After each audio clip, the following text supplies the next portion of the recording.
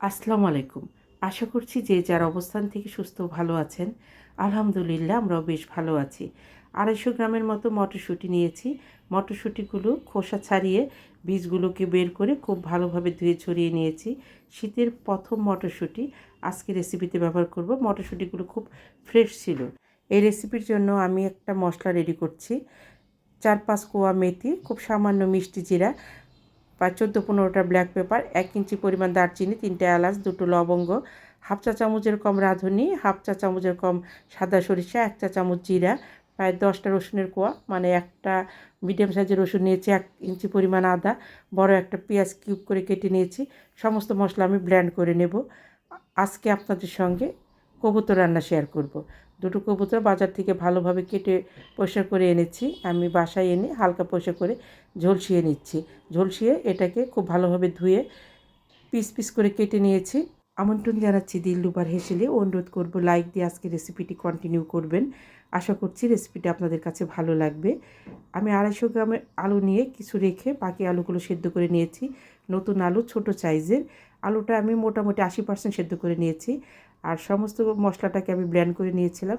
সেখানে কিছু গুঁড়া মশলা ব্যবহার করব। 1 চা চামচের মতো ধনিয়ার গুঁড়া, হাফ চা চামচের মতো হলুদ, 1 চা চামচের মতো আমি এখানে শুকনো মরিচের গুঁড়াটা নেব এবং মশলাটাকে খুব ভালোভাবে মিশিয়ে নেব। 10 মিনিট আগে মিশিয়ে রাখলে এটা ভালো হয়। একটা কড়াইতে পরিমাণ মতো তেল দিব। তেলটা যখন খুব সামান্য গরম হবে তখন আমার গাছ থেকে আমি একটা দারচিনি পাতা মাঝখান থেকে ছিঁড়ে দেব। 1 মুঠো পেঁয়াজ হাত দিয়ে এইভাবে ঝুরি ঝুরি করে দেব। এতে হতে সময় কম লাগবে। 5-7 সেকেন্ডের মতো নেড়ে চেড়ে আমি এখানে 4-5 কোয়া রসুন কুচি করে কেটে দেব। কবুতরের তরকারিতে রসুনের পরিমাণটা একটু বেশি দিতে হয়। এতে কবুতরের গায়ে যে একটা গন্ধ থাকে সেটা থাকে না এবং খেতে ভালো লাগে। 4-5 মিনিট নেড়ে চেড়ে আমি সমস্ত মশলা দিব। মশলার বাটিটা ধুয়ে পানি দিয়ে মশলাটাকে খুব ভালোভাবে লো টু মিডিয়াম হিটে কষিয়ে নেব। মশলাটা কষাতে কষাতে যখন তেল ছেড়ে দিবে সেই সময় আমি আবার একটু পানি দিয়ে মশলাটাকে কষিয়ে নিয়েছি। আমি মোট 2 বার পানি দিয়ে মশলাটা কষিয়ে নিয়েছি। আমার যে সকল বন্ধুরা দিলরুবার হেসেলকে সাবস্ক্রাইব করে পাশে আছেন তাদেরকে অসংখ্য ধন্যবাদ। আর যে সকল বন্ধুরা আমার রেসিপিগুলো দেখছেন এখনও সাবস্ক্রাইব করেননি, প্লিজ দেখতে দেখতে সাবস্ক্রাইব করে দিবেন। সেই সাথে আপনার মূল্যবান লাইকটা দিতে ভুলবেন না। আপনার একটা ছোট্ট লাইক আমাকে এগিয়ে যেতে অনেকটা সাহায্য করবে।